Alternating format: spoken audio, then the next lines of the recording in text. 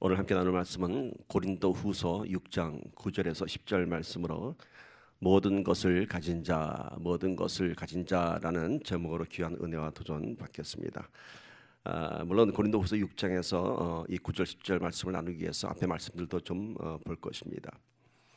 우리가 성경을 볼 때는 그 말씀 하나에 집중해서 봐야 할 말씀이 있는가 하면은 그 말씀을 우리가 이해하고 받아들이기 위해서는 그 말씀의 배경을 우리가 잘 이해하고 그 말씀을 볼 때 우리의 그 성경에 주는 메시지를 우리가 올바르게 받을 수 있습니다. 신학 가운데 보면 주경신학이라고 하는 분야가 있습니다. 이 주경신학은 뭐냐면 그 말씀 한 절 한 절을 깊이 쪼개가면서 그 안에 영적인 메시지를 꺼내는 것이 주경신학이고요. 그런가 하면은 성서신학은 전체적인 성경 안에서 주어진 틀 안에서 점점 좁혀져 나가는 것입니다. 그래서 오늘 말씀 고린도후서 6장 9절 10절만 갖고 보기보다는 고린도후서의 배경과 또 이 말씀을 하기까지의 그 당시의 상황들 또 그 상황 속에서 또 오늘 우리에게까지 전해주는 그 메시지를 함께 나누기를 원합니다. 자, 고린도후서가 쓰여지게 된 배경을 좀 봅시다. 고린도 교회 바울이 아름답게 잘 세웠습니다. 그런데 그 고린도 교회가 분란이 일어나기 시작했습니다. 이 고린도후서가 쓰여지게 된 가장 큰 원인은 고린도 교회 안에 어떤 문제가 시작되었냐면은 그 안에 파벌이 시작되었습니다. 예를 들면 이제 나는 누구 파다 하는 것이죠. 그래서 그 안에 어떤 파벌이 시작되었냐 하면은 나는 아볼로 파다, 나는 바울 파다, 나는 게바가 베드로입니다. 게바 파다, 나는 또 그리스도의 파다, 이렇게 서로 파벌이 시작되었습니다. 그래서 교회가 매우 혼란스러웠습니다. 그래서 이 혼란스러운 교회의 이런 상황을 잠재우기 위해서 바울이 보낸 편지가 고린도 전서입니다. 그래서 고린도 전서에는 교리에 대한 문제들, 교회의 덕에 관한 것들, 우리가 잘 아는 사랑에 관한 것들, 이런 것들이 기록되어 있습니다. 고린도 전서에 기록된 이 고린도 교회를 향한 바울의 편지가 전해졌는데요. 이 편지를 받고 교회가 잠잠해졌으면 좋겠는데 오히려 더 분란이 일어났습니다.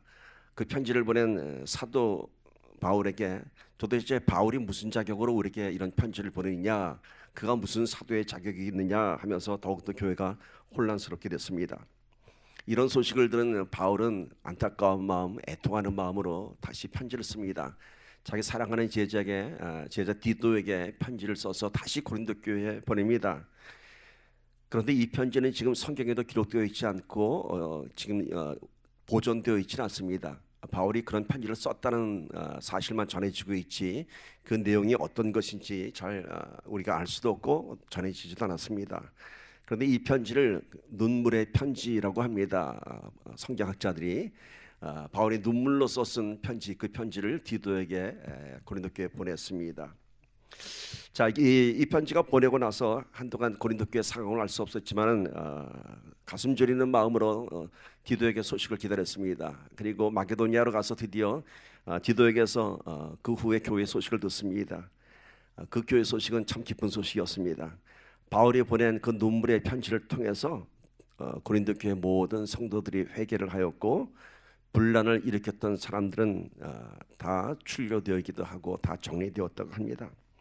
바울이 참 기뻤습니다. 그 눈물의 편지가 첫 번째 보낸 고린도전서의 편지는 교회에 더욱더 혼란을 일으키고 자기에 대한 공격이 들어왔지만은 그 눈물의 편지가 어떤 편지였을까요, 여러분? 우리는 그 내용을 알 수 없지만은 뭐 감정에 호소했을까요? 눈물을 흘리면서 그저 성령의 통치가 있기를 바라면서 기도하면서 그 편지를 보냈을 것입니다. 그 기도대로 이 눈물의 편지를 통해서 고린도 교회가 다시 회복되었습니다. 그래서 그 기쁜 소식을 들은 바울이 기쁜 마음으로 다시 고린도 교회에 편지를 썼습니다. 그것이 고린도 후서입니다. 자, 오늘 본문의 말씀은 고린도 교회의 분쟁과 갈등이 그들의 참된 회개로 말미암아 교회가 다시 살아나게 되었고, 이에 바울은 한없이 기쁜 마음으로 고린도 교회의 성도들에게 이제는 더 이상 혼란과 분란에 쌓이지 말고 이제는 그 받은 은혜에 합당한 삶을 사는 그리스도인이 되기를 권면하고 있습니다. 그러니까 오늘 고린도후서의 배경은요, 권면하는 것이 아니라 이제 회복된 교회에 그 성도들에게 다시 한번 당부합니다. 그런 혼란과 갈등을 겪고 왔으니까, 이제는 그 아픔을 넘어왔으니까 이제는 다시는 은혜를 받은 그리스도에게 성도들이 그 은혜를 잊어버리지 말고 그 은혜에 합당한 삶을 살기를 바랍니다. 이런 편지입니다. 자, 이런 배경으로 고린도후서 6장의 말씀을 나눠보기를 원합니다. 고린도후서 6장 1절 2절은 이렇게 시작합니다. 함께 읽습니다. 시작. 우리가 하나님과 함께 일하는 자로서 너희를 권하노니. 자, 하나님과 함께 일하는 자라는 것은 사도의 직분을 얘기합니다. 그러니까 사도는 자기 혼자 일하는 것이 아니라 하나님과 함께 일하는 자입니다. 하나님과 함께 동행하며 성령께서 함께하는 것입니다. 권하노니, 그러니까 개인적인 권면이 아니라 뭐라고요? 사도로서의 권면입니다. 사도로서의 어떻게 권하느냐 하면은 하나님의 은혜를 헛되이 받지 말라. 이르시되 내가 은혜 베풀 때에 너에게 듣고 구원의 날에 너를 도왔다 하셨으니 보라 지금은 은혜 받을 만한 때요 보라 지금은 구원의 날이로다. 아멘. 자, 지금 뭐라고 첫 번째 얘기합니까? 하나님의 은혜를 헛되이 받지 말라 이렇게 얘기합니다. 영어 성경에 보면은 이렇게 쓰였습니다. 더욱더 우리가 이 말이 무슨 뜻인지 쉽게 이해될 수 있습니다. Not to receive God's grace in vain. in vain은 수고입니다. 헛되이 되다, 수포로 돌아가다. 수포가 뭔가요? 물거품이죠. 한번 그대로 수포, 물거품이 됐다는 것이죠. 물거품이 어떤 것인지 우리는 잘 알죠. 잠시 부풀었다가 사라지는 것이 물거품입니다. 자, 오늘 말씀에서 전하는 은혜를 헛되이 받지 말라라고 하는 것은 고린도 교회에 일어났던 분란과 분쟁으로 인하여서 그들이 받았던 은혜, 그리스도의 복음이 물거품처럼 되지 않게 하라 이겁니다. 너희가 받은 그 은혜가 이렇게 스쳐 지나가는 은혜가 되지 않고 물거품이 되지 않게 하라. 왜? 너희들이 지금 그 분란과 갈등을 일으키면은 그 은혜가 사라진다는 것입니다. 바울파다 아볼로파다 팔을 갈리지만은 사실은 다 똑같은 그리스도의 사도 아니냐. 그래서 하나님과 함께 일하는 자라고 얘기합니다. 너희가 그 파벌을 가르는 것이 복음을 가를 수 없지 않느냐. 똑같은 복음을 전하는 사도인데 왜 너희가 파벌을 가르느냐 이렇게 얘기합니다. 너희가 지켜야 할 은혜는 파벌이 아니라 그리스도의 복음이다 이렇게 얘기합니다. 여러분, 이런 고린도 교회의 이런 갈등은 고린도 교회 당시에만 있었던 것이 아닙니다. 참 안타까운 얘기지만 한국 교회에서 들려오는 소식들을 보면은 바로 이런 모습들을 우리가 볼 수 있습니다. 한국 교회 많은 갈등의 문제들이 있죠. 무슨 파다 무슨 파죠. 뭐 장로교다 감리교다 이런 파가 아니라 한 교회 안에서 파가 갈려집니다. 원로 목사가 퇴임하고 나면 은퇴하고 나면 후임 목사가 오십니다. 그런데 그 안에서 뭐 원로 목사 파가 생기고 후임 목사가 파가 생기고 그런가 하면 원로 목사님이 은퇴하고 그 이대가 다시 담임 목사를 하게 되면 또 세습이 됐다고 하면서 그 세습이 올바르다 하면서 세습 찬성파가 있는가 하면 세습 반대파가 있습니다. 얼마 전에 TV에서 봤더니 이런 교회가 무슨 PD 수첩인가 뭐 하여튼 그런 프로에 취재가 됐더라고요. 얼마나 얼굴이 뜨거웠는지 모릅니다. 한 건물 안에서 서로 층계를 가로막고 못 올라오게 하고 못 내려가게 하고 한 건물 안에서 1층은 원로 목사파가 예배를 드리고 위에 3, 4층은 후임 목사가 또 따로 예배를 드리고 여기에 무슨 은혜가 있겠습니까, 여러분? 여기에 우리 거다, 네 거다, 우리 파다, 너희 파다 하면서 이것이 바로 고린도 교회의 당시 상황이었습니다. 오늘 이 말씀을 고린도 교회의 상황에서 오늘 우리의 개인 신앙에 적응한다면은 아마 이런 뜻이 될 것입니다. 은혜를 받고 은혜를 경험한 성도는 그 은혜에 합당한 삶을 살아야 되는데 내 안에 파벌이 생깁니다. 내 안에 어떤 파? 내 안에 은혜파가 있고 내 안에 세상파가 있습니다. 어떻게 세상 살아가면서 은혜로만 살아가니? 라고 하는 영적 갈등이 시작되는 것입니다. 오늘 우리 현실입니다. 이 안에 이런 영적 갈등이 있게 되면은 여러분 세상파하고 은혜파가 싸우면 어떻게 될까요? 은혜파가 이길 수 없습니다. 세상에 끌려갈 수밖에 없습니다. 그러면은 이 안에 받은 은혜는 다 사라집니다. 그럼 사라지고 나면은 그 안에 내 안에 영적인 상태는 어떻게 될까요? 그나마 받은 은혜가 있기 때문에 세상의 모든 염려와 근심들을 잠재우면서 신앙생활을 할 수 있었는데 내 안에 세상파가 은혜파를 잠재우고 나면은 내 안에 은혜는 사라지고 다시 세상의 모든 근심과 염려, 육신의 정욕들이 살아나게 됩니다. 은혜를 지켜야 합니다. 여러분, 은혜를 지켜야 됩니다. 이 안에 있는 세상파와 은혜파가 싸우는데 바울도 그런 고백합니다. 결국은 두 가지 법이 싸워서 누가 이긴다고요? 세상의 법이 이기는 거예요. 내 속은 원하지 않은데, 나는 하나님의 법을 따르기 원하는데 내 육신의 몸이 그것을 따른다고 합니다. 은혜를 지키기 위해서는 우리가 갖고 있는 이 안에 영적인 에너지가 이런 세상의 에너지를 잠재워야 합니다. 그러기 위해서는 우리 안에 은혜가 계속 공급되어져야 합니다. 그래야지만이 우리가 세상으로부터 들어오는 모든 공격들을 차단하고 이겨낼 수 있습니다. 세상의 에너지 때문에, 세상의 일들 때문에 우리의 은혜가 사라지고 우리의 영적인 에너지가 죽는 것이 아니라 거꾸로 우리 안에 있는 큰 은혜, 영적인 에너지가 날마다 공급되어서 우리 안에 들어오는 세상의 공격들을 우리가 차단하고 승리해야 하는 것입니다. 은혜를 잃어버려서는 안 됩니다, 여러분. 은혜를 목숨 걸고 지켜야 합니다. 은혜를 잃어버리면 우리 안에 영적인 에너지가 작동하지 않습니다. 우리가 받은 은혜가 믿음이 되어야 되고요, 그 믿음이 실천되어질 때 영적인 에너지가 돌아갑니다. 자동차도 시동이 걸려야 갈 수 있는 것이지, 아무리 좋은 자동차도 시동 걸지 않으면 그 자리에 서 있습니다. 아무리 가스를 가득 넣어도 점화하지 않으면 가지 않습니다. 우리가 아무리 큰 은혜를 받았다고 해도, 우리 안에 큰 믿음의 그릇이 있다 해도 우리가 그 믿음을 실천하지 않으면 죽은 믿음이라고 얘기합니다. 이런 경우는 그 은혜가 그냥 받았던 기억, 감동에서 끝나고 맙니다. 여러분, 은혜가 무엇입니까? 은혜가 하나님으로부터 오는 그 은혜를 우리는 지금 얘기하고 있습니다. 그 하나님의 은혜는 세상의 사악한 것들을 물리치고요, 내 육신의 연약함과 허물을 다 덮어버리고 치유하며, 그리고 그리스도의 성품을 닮은 사도로서 살아갈 수 있는 우리의 강력한 영적인 에너지입니다. 그래서 그 은혜를 받은 자는 그에 합당한 믿음의 열매, 영적인 에너지가 그 삶 속에서 나타나야 합니다. 그 은혜는 나로부터 시작된 것이 아니라 하나님으로부터 온 것입니다. 거룩한 은혜입니다. 그래서 그 거룩한 은혜가 내 삶을 온통 덮어야 됩니다. 그런데 우리는 그 은혜를 지키지 못하기 때문에 날마다 쓰러지는 것입니다.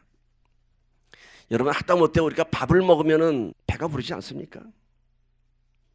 근데 은혜를 받았다고 하면서 내 삶에 아무런 변화가 없다면 그것은 은혜가 물거품이 되고 만 것입니다. In vain, 헛된 것이 되고 마는 것입니다. 하다못해 육신의 양식을 먹어도 배가 부르다, 행복하다 하는데, 은혜를 받았는데 은혜 받아서 너무 좋았어요, 거기서 끝나고 만다면은 그야말로 오늘 말씀대로 물거품이 되는 것입니다. 은혜가 헛되이 되는 이유는 뭘까요? 바로 그 은혜의 가치를 우리가 모르기 때문인 것입니다. 정말 우리는 소중한 것을 알게 되면 그 소중한 것을 놓치지 않으려고 합니다. 얼마나 소중한지 알면. 그러나 우리가 은혜를 잃어버리는 이유는 은혜의 소중한 가치를 모르기 때문인 것입니다. 자, 그 은혜가 뭔가요? 그 은혜는요, 우리가 하나님으로부터 받는 은혜는 대가 없이 받는 은혜입니다. 대가 없이 일방적인 하나님의 은혜입니다. 근데 믿지 않는 사람들도 은혜라는 낱말을 사용합니다. 믿지 않는 사람들도 뭔가요? 누군가에게서 도움을 받고 누군가에게서 참 많은 섬김을 받게 되면 그런 얘기하죠. 그 사람한테 은혜를 받았다고 합니다. 그래서 그 은혜에 대한 감사를 표현하고 그 은혜를 갚아야겠다, 이런 생각을 합니다. 더구나 가장 힘들 때, 아무도 도와주지 않을 때 누군가가 아무런 대가 없이 자기를 도와줬다면 아마 그 사람을 평생 잊지 못할 것입니다. 그러나 그렇게 받은 그 은혜를 잠시만 기억했다가 다시 잊어버리고 마는 사람들을 세상 사람들은 배은망덕한 사람이라고 얘기합니다. 여러분, 세상에서 받은 은혜도 잊어버리면 배은망덕하다고 합니다. 오늘 우리가 받은 그 은혜가 얼마나 큰 은혜인가요? 그 가치를 모르기 때문에 하나님 앞에 배은망덕한 성도가 되지 않았는지 모르겠습니다. 이번 노회에 강사로 초청되신 목사님은 한국 강원도에서 원주를 지나면은 여러분 아마 많이 들어보셨을 거예요. 문막이라고 하는 곳이 나옵니다. 그 문막이라고 하는 거 지금은 이제 그것도 이제 많이 큰 도시가 됐습니다만은 이 목사님이 처음 그곳에서 이제 산골 교회를 할 때만 해도 그것은 화전민이 전부였고요. 그야말로 아주 깡촌의 시골이었다고 합니다. 그곳에서 30몇 년을 목회를 하셨습니다. 그리고 지금은 성도가 한 3천 명 된다고 합니다. 문막에서 3천 명이면 어느 정도인지 아시겠죠? 교회 건물도 아주 어마어마하고 교육관도 있더라고요. 그래서 강사 목사님이 말끝마다 이렇게 얘기합니다. 문막에서 무슨 선한 것이 나올까 했더니 하나님께서 그 교회를 축복하셨다고 합니다. 그 목사님이 자기 어려웠던 때를 이렇게 간증을 하십니다. 아들이 둘이 있었는데 매일 아침이면 아이들에게 학교 갈 차비를 줘야 한다고 합니다. 학교 가는 길이 10리길, 10리길이면 꽤 먼 걸음이죠. 아이들 발걸음으로는 1시간은 걸어야 된다고 합니다. 거기를 가려면은 편도 50원, 왕복 100원. 그래서 두 아이를 보내면은 200원이 있어야 애들에게 차비를 지어준다고 합니다. 용돈이 아니라 차비. 그런데 어느 날은 그나마도 200원이 없어서 몰래 아이들의 돼지 저금통을 꺼내서 또 그거를 꺼내는 기술이 습득이 됐다고 합니다. 나중에는 얼마나 잘 꺼내진지 쏙쏙 꺼낸다고 합니다. 그랬더니 아이들이 그런답니다. 아빠, 이 저금통은 이상해. 왜 돈은 자꾸 느는데 돈이 안 늘어? 그런다고 합니다. 아이들이 크면서 눈치를 채고선 돼지 저금통을 숨겼다고 합니다. 그래서 그때부터는 200원이 준비 안 되는 날은 장롱 밑을 들여다보고 내가 여기에 혹시 동전 하나 빠뜨리지 않았을까? 그래서 그냥 파리채로 휘젓기도 하고 그러면서 이제 애들을 학교를 보냈다고 합니다. 근데 200원도 안 되는 날은 아이들을 일찍부터 깨워서 오늘 걸어가 그랬다고 합니다. 근데 어느 날 집에 들어왔는데 아이들이 케이크를 하나 갖다 놓고 촛불을 켜고 아빠를 기다렸다고 합니다. 선물도 하나 준비했다고 합니다. 이게 뭐니까 오늘 아빠 생일이잖아요 하면서 아이 둘이서 교회 값이 나갈 만한 생일 케이크를 갖다 놓고 선물도 갖다 놓고 기다리고 있었다고 합니다. 처음 드는 생각이 너희들 이 돈 어디서 났어? 너희들 이 돈 어디서 났어? 맨날 200원 갖고 겨우겨우 학교 보내는 애들이 10,000원 가까이 하는 케이크를 사다 놓고 또 아이들한테는 큰 돈인 선물도 하나 준비했고 그래서 얘네들이 나쁜 짓을 하지 않았을까 싶어서 다고쳤다고 합니다. 너희들 이 돈 어디서 난 거야? 그랬더니 동생이 울먹울먹하면서 형이 아침마다 학교 걸어가자고 했어. 몇 달을 애들이 걸어다닌 거예요. 그리고서 둘이서 그 200원을 모아서 아빠의 생일을 준비한 겁니다.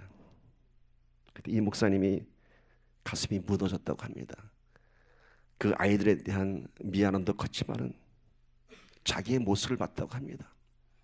이렇게 어린 아이들도 아빠의 생일을 위해서 1시간을 걸어 다니면서 그것도 몇 달을 아빠의 생일을 위해서 이렇게 동전을 모았는데 나는 하나님께 무엇을 드렸는가? 날마다 가난하다고 불평하고 나는 언제까지나 이 시골 교회에 있어야 되냐고 불평하지 않았는가?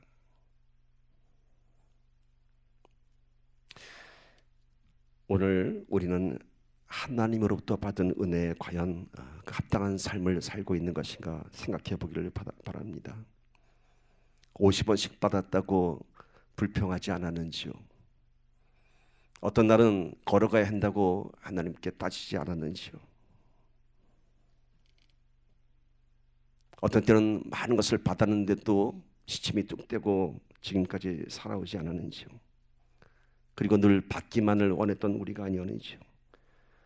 받은 은혜는 세상에 나가서 다 까먹고 오늘도 또다시 달라고 은혜를 구하는 초라한 신앙인이 되지 않았는지 모르겠습니다.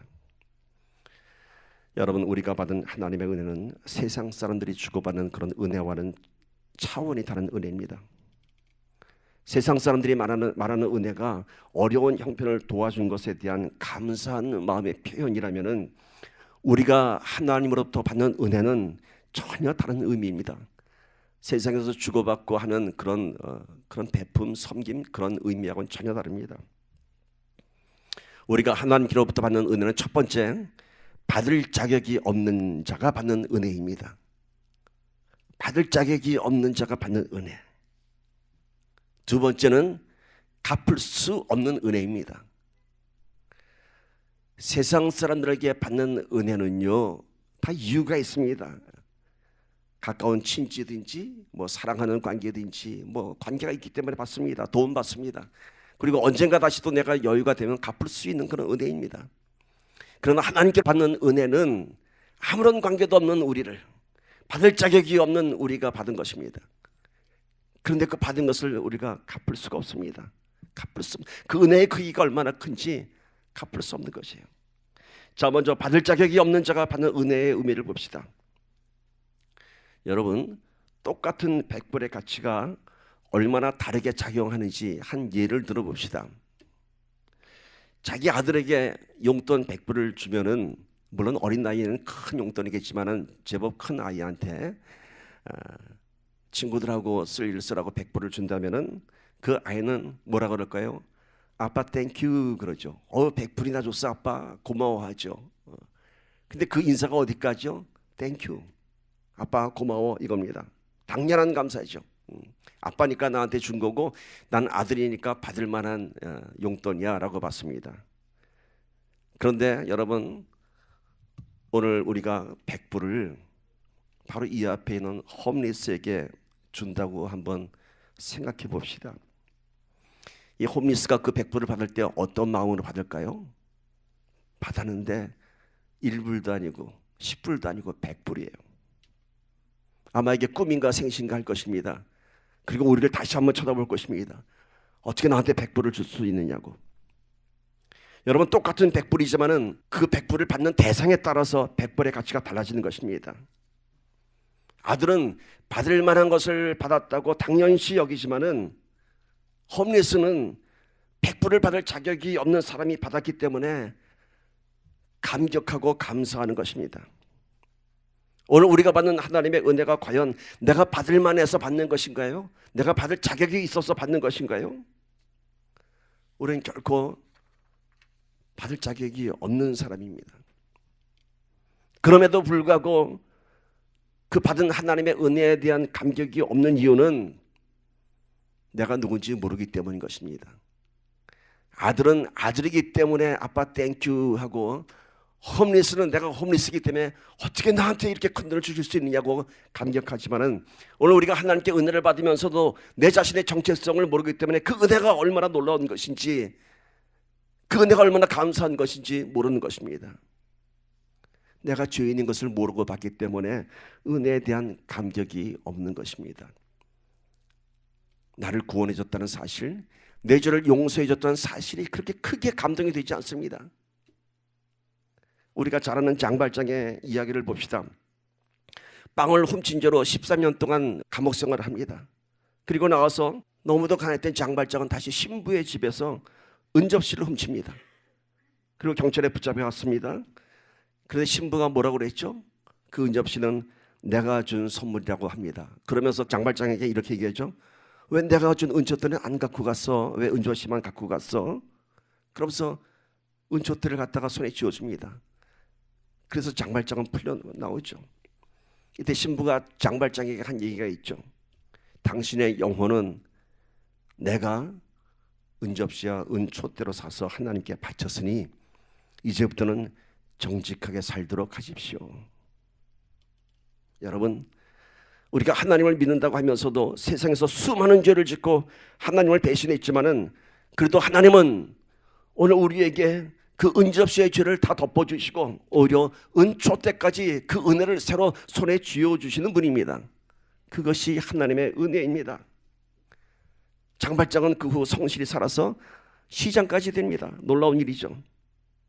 오늘 우리가 하나님으로부터 받은 은혜가 얼마나 놀라운 것인가를 알게 되면은 이제는 내 영혼을 하나님께 맡기고 세상에서 그 은혜에 합당한 삶을 살게 될 것입니다. 우리가 그것을 알아야 됩니다. 두 번째는 갚을 수 없는 은혜입니다. 갚을 수 없는 은혜. 여러분, 우리는 우리를 낳아주시고 길러주신 우리의 어버이에게도 그 은혜를 갚을 수 없는 사람들입니다. 그저 어버이한테 받는 사랑은 당연한 것인 줄 알고 살아왔기 때문에 막상 돌아가시고 나면은 우리 안에 그렇게 많은 후회가 되는 것입니다. 살아계실 때 더 잘해드렸을 걸. 충분히 갚을 수도 있었는데, 충분히 효도할 수도 있었는데 꼭 떠나고 나서야 우리는 후회하게 됩니다. 우리 하나님의 은혜도 우리가 이 땅에 있는 동안 그 은혜에 합당한 삶을 살아야 하는 것입니다. 나중에 저 하늘에 가서 후회하는 것이 아니라 이 땅에서. 그 하나님의 사랑이 너무도 크기 때문에 오늘 우리가 갖고 있는 것은 갚을 수 없는 것입니다. 그러면 우리가 그 은혜를 갚을 수 없다고 그냥 살아갈 것이 아니라 최소한 갚을 수는 없지만은 그 은혜에 부끄럽지 않게 살아야 할 것입니다. 엄마가 새 옷을 줬습니다. 내가 엄마한테 그 새 옷값을 갚아줄 수는 없죠, 어린아이가. 그러나 엄마가 이 구원의 은혜라는 것이 그렇게 실감나지 않습니다. 죽으라고 하는지 이해할 수가 없습니다. 더군다나 구원받았다고 하는 사람들을 보면은 나하고 별로 다르지 않습니다. 그래서 감동이 없습니다. 자기들 구원받았다고 하는데 그럼 나하고 좀 달라 할 거 아닙니까? 근데 가만 보니까 똑같아. 나처럼 똑같이 욕심도 많고 혈기도 부리고 세상에서 적당히 즐기기도 하고 그런 사람들을 보면 오히려 위선적인 사람들 같습니다. 누가? 예수 믿는다고 하는 사람들. 도대체 구원받았으면은 구원받은 사람답게 뭔가 내가 충격받아야 할 텐데 전혀 그런 감동이 없어요. 그리고 꼭 예수를 통해서만이 구원을 이룰 수 있다는 그런 성경의 교리도 이해가 안 되고 믿어지지도 않습니다. 그래서 구원의 은혜를 알지도 못하고 구하지도 않습니다. 그런데 하나님의 은혜는 이 사실이 믿어지는 것부터가 은혜의 시작입니다. 그게 은혜예요. 내가 죄인인 것을 깨닫게 되고 예수님께서 나의 구원자이심을 깨닫게 되는 것이 그것이 은혜의 시작입니다. 찬송가 405장 Amazing Grace가 뭔가요?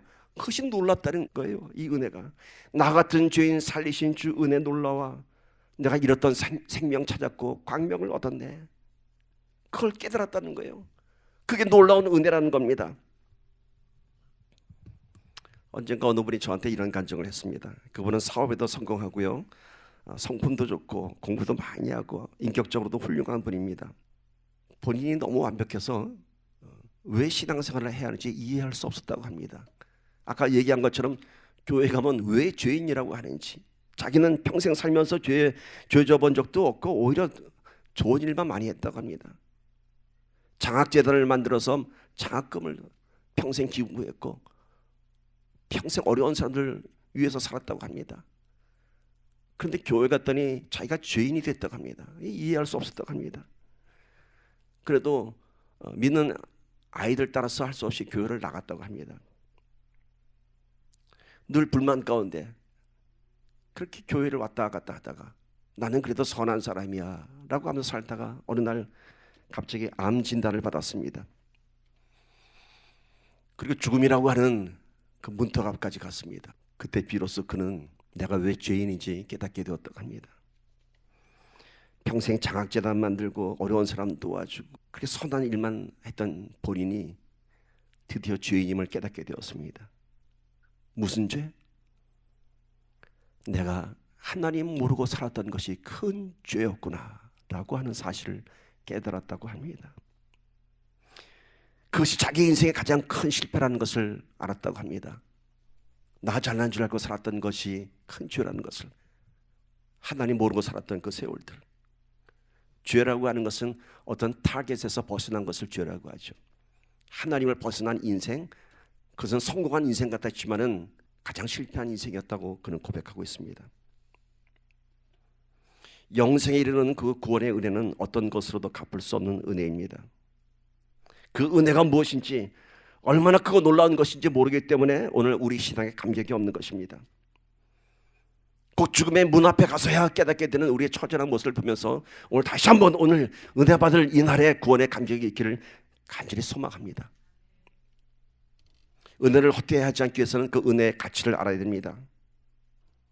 많은 사람들이 그 은혜에 합당한 삶을 살지 못하는 이유는 뭔가요? 은혜의 가치를 모르는 것인데, 어떤 가치를 모른다고요? 왜 가치를 모른다고요? 은혜를 거저받았기 때문에요. 공짜로 받았기 때문입니다. 내 돈 들어간 거 없고 나의 헌신 들어간 거 없이 받은 은혜이기 때문에, 공짜로 받았기 때문에 그 가치를 잘 모릅니다. 여러분, 우리가 받은 그 구원의 은혜는 결코 공짜가 아니라 이 세상에서 가장 고귀한 보혈의 피를 흘리신 예수 그리스도 십자가의 공로로 오늘 우리가 구원을 받은 것입니다. 그래서 우리 하나님께서 우리를 온 우주보다도 더 귀한 영혼이라고 하시는 겁니다. 바로 당신의 아들과 바꿨기 때문인 것입니다. 아까 말씀드렸던 그 문막교회 목사님이 이런 얘기 하십니다. 처음 그 산골교회에 가갖고 목회를 한 것이 아니라 그 연로한 할아버지 밭을 같이 읽어주고, 같이 감자 캐고, 같이 콩밭 메고 그러고 지냈다고 합니다. 목사가 아니라 화전민의 노예처럼 살았다고 합니다. 그러면서 소원이 있었다고 합니다. 이 산골교회 성도가 10명만 되면 얼마나 좋을까. 10명만 되면, 그때는 그것이 꿈이었다고 합니다. 10명만 되면 주님 오실 것 같았고요, 10명만 되면 자기 목회 성공했다고 그렇게 자기가 그런 생각을 했다고 합니다. 근데 많은 세월이 지나서 이제는 3,000명이 넘는 대형 교회가 됐습니다.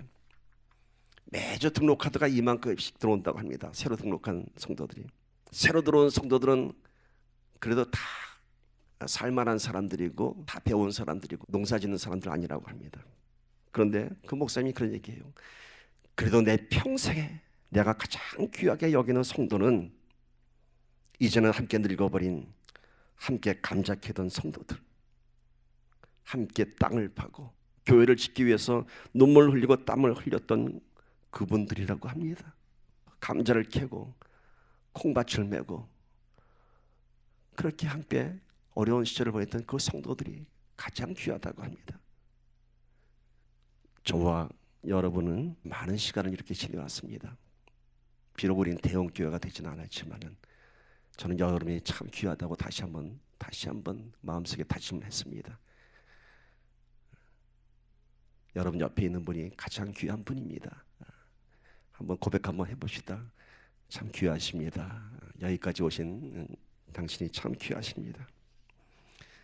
여기까지 오는 은혜가 결코 공짜가 아닙니다. 그래서 우리는 가장 고귀한 은혜를 우리는 서로가 소유하고 있습니다. 그 합당한 삶을 살아야 합니다. 고린도서 6장 2절 보면 이렇게 기록됩니다. 내가 은혜 베풀 때에 너에게 듣고 구원의 날에 너를 도왔다 하셨으니 보라 지금은 은혜 받을 만한 때요 보라 지금은 구원의 날이로다. 이 말씀은요, 이사야서 49장 8절 말씀을 인용한 말씀입니다. 이사야서 말씀 보세요. 여호와께서 이같이 이르시되 은혜의 때에 내가 내게 응답하였고 구원의 날에 내가 너를 도왔도다. 내가 장차 너를 보호하여 너를 백성의 언약으로 삼으며 나라를 일으켜 그들에게 그 황무하였던 땅을 기업으로 상속하게 하리라. 이사야가 예언했던 대로 이스라엘은 포로 시대를 마치고 예루살렘으로 돌아와서 다시 나라를 세웠습니다. 그런데 왜 고린도 후서에서 이미 500년 전에 성취된 이 예언의 말씀을 또 인용하는 것인가? 이미 500년 전에 선포되었고 다 이루어진 말씀인데 왜 이 말씀을 바울은 다시 얘기하는 것인가? 이사야서의 예언은 이스라엘 민족에 대한 것으로 제한되지 않습니다. 이스라엘의 역사가 성경에 기록된 이유는 그 역사를 통해서 우리를 향한 하나님의 뜻, 하나님의 계획, 하나님이 누군가를 알게 하기 위한 것입니다. 하나님은 당신 스스로를 우리에게 알리기 위해서 여러 가지 계시의 방법을 통하십니다. 성경에 기록된 이스라엘의 역사와 모든 선지자의 말씀과 그리스도의 복음이 바로 하나님께서 스스로 당신을 우리에게 밝히는 레벨레이션, 계시인 것입니다. 그러니까 오늘 이 말씀은 이스라엘 역사를 통해서 하나님께서 그들을 심판하셨다가 다시 회복시킨 그 역사를 얘기하면서 지금 바로 이때가 동일하게 은혜 받을 만한 때요, 지금이 구원의 날이로다 얘기합니다. 지금은 심판의 시대, 징계의 시대가 아니라 복음의 시대, 은혜의 때, 구원의 날입니다. 선포된 날, 이 날이 얼마나 놀라운 날인 줄 아세요, 여러분? 오늘 우리가 이 날이 하나님의 은혜가 선포되었고 구원의 날이 선포되었습니다. 그런데 그 날이 그날처럼 살아간다면 우리 하나님 얼마나 안타까우실까? 여러분, 블랙 프라이데이의 새벽에 어떤 일이 있습니까? 블랙 프라이데이가 시작된 날 사람들은 밤잠을 설치고 가서 줄을 서지 않습니까? 빅 세일이 선포된 날 그 물건 하나 싸게 살려고 쌈들을 하고 줄을 타고 넘어가지 않습니까? 그런데 지금 은혜의 날, 구원의 날이 선포되었다고 하는데 우리들은 어떤 감격이 있는지요? 아, 그날이 블랙 프라이데이처럼 제한되지 않고 항상 있어서 괜찮다고요? 언제나 오픈된 날이라고요? 아니요. 오늘이 마지막 날일 수 있습니다. 바로 우리가 호흡하는 이날, 이 순간이 나를 위한 은혜의 순간이요 구원의 날인 것입니다. 그래서 오늘 우리는 이 날에 내일로 미루지 말고 이날 그 은혜를 다시 한번 꼭 붙잡으며 그 구원의 감격을 꼭 붙잡고 가는 저와 여러분 되기를 축복합니다. 결코 은혜는 내일에 오지 않습니다. 오늘 내가 붙잡아야 합니다. 고린도후서 6장 9절 10절 오늘의 본문 말씀입니다. 오늘의 본문 말씀은 이렇게 은혜의 날에 은혜를 붙잡고 구원의 날에 구원을 받은 자들의 모습을 이렇게 기록하고 있습니다. 무명한 자 같으나 유명한 자요 죽은 자 같으나 보라, 우리가 살아있고 징계를 받는 자 같으나 죽임을 당하지 아니하고 근심하는 자 같으나 항상 기뻐하고 가난한 자 같으나 많은 사람을 부유하게 하고 아무것도 없는 자 같으나 모든 것을 가진 자로다. 여러분, 얼마나 많은 비교를 했는지 몰라요. 무명한 자, 죽은 자, 징계받는 자, 근심하는 자, 가난한 자, 아무것도 없는 자. 세상이 그렇게 본다는 거예요. 그러나 은혜 받은 자들은, 구원을 경험한 자들은 세상이 보는 그런 모습이 아니라는 겁니다. 무명한 자 같으나 유명한 자라고 합니다. 그래요. 세상에는 이름이 알려져 있지 않은 우리들이지만은 생명책에는 이름이 있습니다. 있을 유자 이름 명자입니다. 세상에서 유명한 자지만은 그들은 아마 생명책에 지금 이름이 없을 것입니다. 바로 이겁니다. 세상 사람들이 우리를 볼 때는 별 볼 일 없는 사람들 같지만은 저 하늘나라에는 분명히 저와 여러분의 이름이 기록되어 있습니다. 죽은 자 같지만 살아있는 자, 죽은 자 같은 것이 무엇인가? 여러분, 내가 그리스도의 십자가에서 죽은 자라고 우리가 고백하지 않습니까? 그렇게 죽으면 그것이 산 자라고 합니다. 여러분, 그리스도교의 교리는 다 역설적이죠. 지는 것이 이기는 것이다. 주는 것이 받는 것이다. 심지어 죽는 것이 사는 것이다. 그런데 이거는 여러분 말로 해서는 이해가 안 돼요. 주는 것이 받는 것인지 경험하려면 진짜 주어 보면 압니다. 아, 정말 주는 게 받는 것이구나. 지는 것이 이기는 것이라고? 내가 왜 줘? 세상은 이겨야 살아가지 않습니까? 그러나 줘봤더니 이게 이기는 거구나 하는 걸 깨닫게 됩니다. 그럼 마지막 감은 왜 죽어요? 죽어봤더니 내가 살았어요. 죽어봤더니. 아까 그 문막계 목사님은요, 교회를 크게 건축에 성공했습니다. 근데 건축 입당하고 나서 한 달인가 얼마가 되지도 않아서 그 큰 교회 건물이 다 화재로 다 불타버리고 말았어요. KBS 뉴스에 크게 나왔더라고요. 그걸 보여주시더라고요. 전소했어요. 전소. 얼마나 좌절했을까. 그리고 시공사하고 재판이 붙었습니다.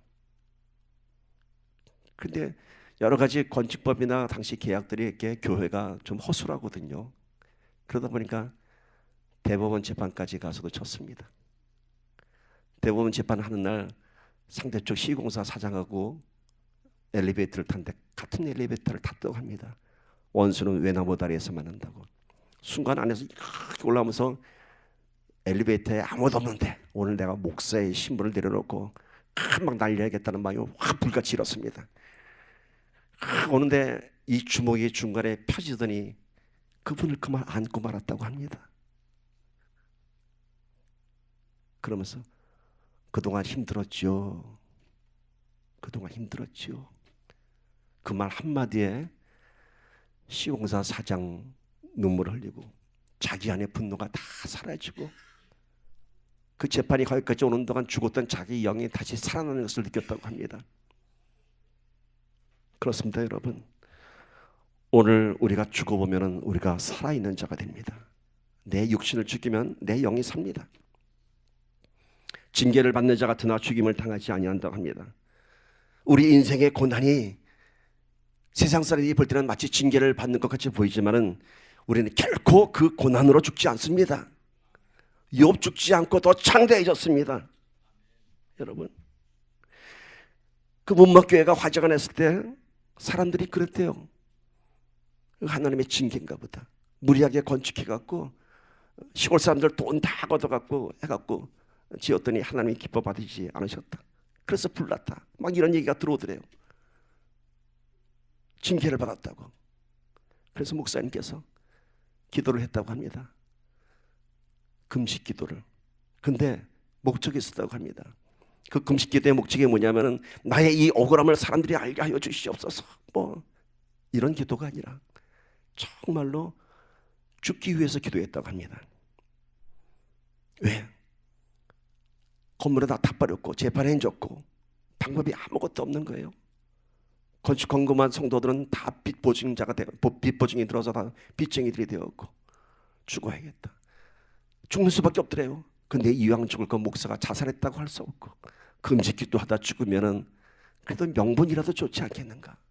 그래서 죽으려고 기도했다고 합니다. 죽으려고. 기도 응답 받으려고 자기 억울함을 풀어달라고 기도한 것이 아니라 나 죽겠다고. 밥 안 먹고 물 안 먹으면 죽겠지 하고 그러고 금식기도 했다고 합니다. 목사님이 금식기도 시작하니까 온 성도들이 다 금식하기 시작했다고 합니다. 놀라운 일이 일어났다고 합니다. 결과는 여러분 불탄 그 자리에서 6개월 후에 건축이 완공되었습니다. 놀랍지 않습니까? 남의 일이라서 별로 감동이 없으신 것 같은데 놀라운 일이에요. 무슨 일이 일어났냐면은 이렇게 금식하는 과정에 그 문막이라는 마을에 만두기계라고 하는 그 만두기계는 여러분 잘 아시는 김치 냉장고 개발을 회사예요. 현대 계열의 회사인데 큰 회사예요.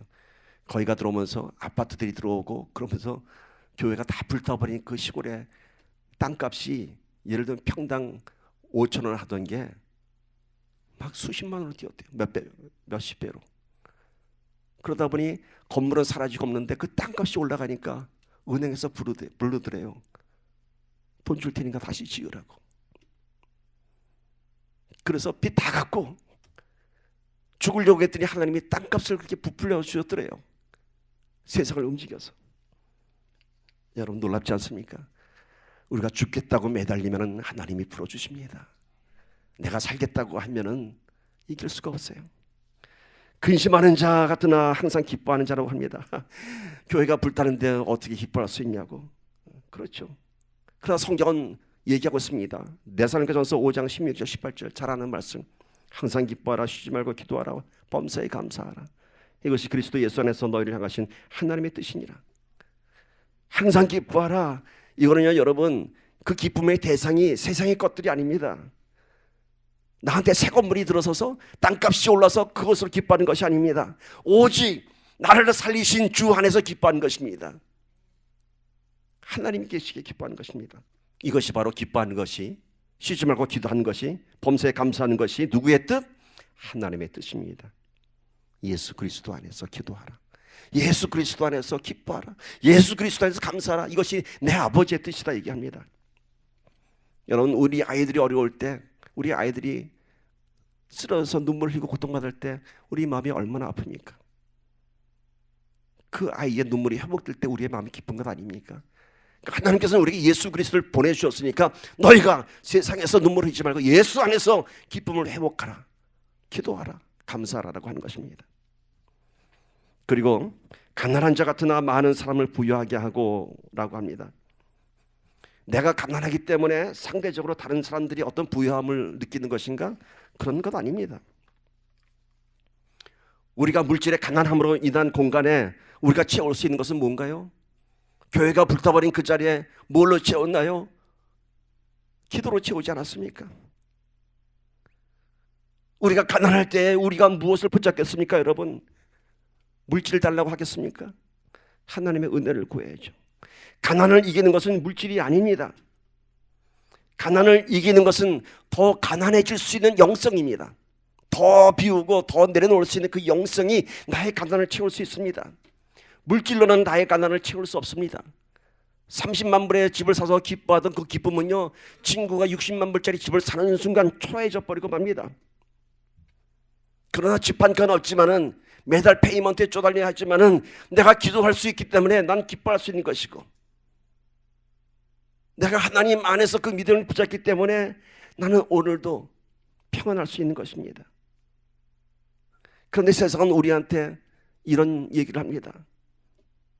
하나님을 믿는다면서 왜 난 맨날 가난해야 돼? 이민 온 지 20년대 때문에, 30년대 때문에 왜 아직도 집 한 채 없이 허우적거리면서 살고 있어?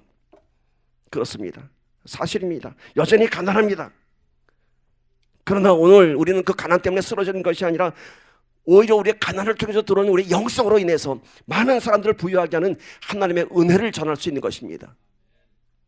가난한데 내 안에 있는 평강, 가난한데 내 안에 있는 그 풍요로움, 저분은 무엇 때문에 가난함에도 불구하고 늘 평안하고 그 안에 부유함이 있을까? 하나님께서 우리가 온 우주보다도 더 크다고 하셨습니다. 뭔가요? 우리 안에 아무리 가난해도 우리의 이 실존적 존재는 온 우주보다 더 큰 것입니다. 세상 사람들이 물질로 자랑할 때 우리는 내 안에 있는 영성으로 부여할 수 있습니다. 오늘 마지막 말씀은 아무것도 없는 자 같지만은 뭐라고요? 모든 것을 가진 자라고 얘기합니다. 아멘. 여러분, 우리의 영성이 어디까지 가야 하냐면은 나눔의 영성, 비움의 영성, 내려놓음의 영성, 그리고 떠남의 영성까지. 이거는 예수님께서 이 땅에 오셔서 보여주신 영성입니다. 십자가에 죽으시고 올라갈 때까지, 그 떠남의 영성까지. 그래서 아무것도 없는 자가 됐습니다. 근데 그 아무것도 없는 자가 모든 것을 가진 자라고 합니다. 모든 것이 뭘까요? 세상의 everything이 아니라 하나님의 권능입니다. 하나님의 전지전능하십니다. 예수 이름의 권세와 능력입니다. 세상 사람들이 우리를 볼 때 아무것도 없는 자 같지만 오늘 우리는 모든 것을 다 가졌음을 믿음으로 선포합시다. everything을 가졌어요. 내 것이 없을 때 비로소 하나님께서 역사하십니다. 내 안에 조그만 것이 있다면 여러분, 그것은 내 것이 아닙니다. 그것으로는 무엇인가 할 수 없습니다. 그러나 내 것을 내려놓고 하나님의 권능이 들어올 때 비로소 오늘 우리는 세상에 영향력을 끼칠 수 있는 사도의 삶을 살 수 있는 것입니다. 그래서 이제는 내가 사는 것이 아니라 내 안에 오직 내 안에 그리스도께서 사시는 것이라, 이런 신앙 고백까지 갈 수 있는 것입니다. 고린도후서 6장 4절 5절 말씀은 현대어 성경으로 된 부분을 읽고 오늘 본문 말씀을 함께 읽으면서 말씀을 마칩니다.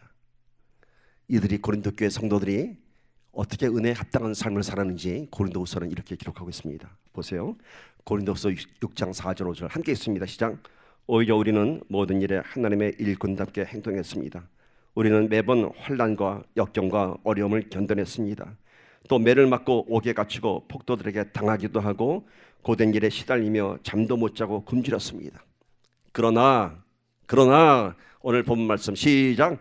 무명한 자 같으나 유명한 자요, 죽은 자 같으나 보라 우리가 살아있고, 징계를 받는 자 같으나 죽임을 당하지 아니하고, 근심하는 자 같으나 항상 기뻐하고, 가난한 자 같으나 많은 사람을 부유하게 하고, 아무것도 없는 자 같으나 모든 것을 가진 자로다. 아멘. 아멘. 기도합니다.